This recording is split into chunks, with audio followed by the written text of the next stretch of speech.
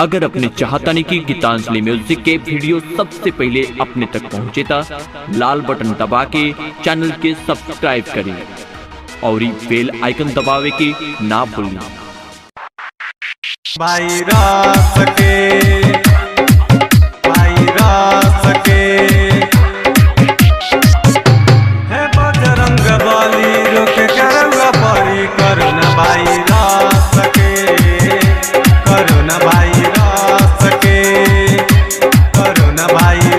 मुश्किल भइल बा निकलल अपने ही घर से, मुश्किल भइल बा निकलल अपने ही घर से। हे बजरंग बली रोक करुआ पारी कोरोना वायरस के। हे बजरंग बली रोक करुआ पारी कोरोना वायरस के। कोरोना वायरस के, कोरोना वायरस के। डीजे उमेश, डीजे उमेश, हे बजरंग बली रोक करुआ पारी कोरोना वायरस के। कोरोना वायरस के पूरा हो देश में नाचो तरस में कैसनी महामारी बा। सुनी ना देवता मुनि होई ना सहाय कोरोना के भगा दीना।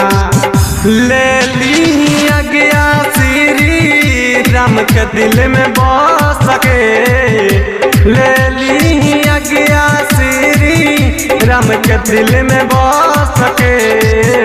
हे बजरंग बली रोक करुआ पारी कोरोना वायरस के।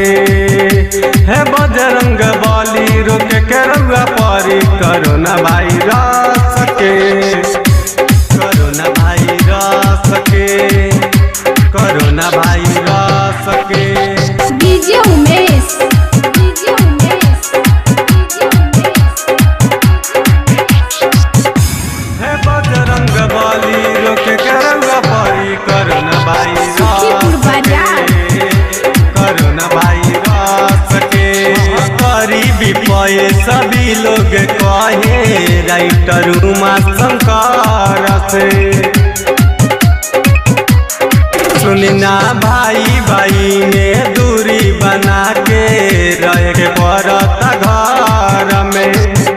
कहे टाइगर शंकर रही कई बरस ले। कहे टाइगर शंकर रही कई बरस ले।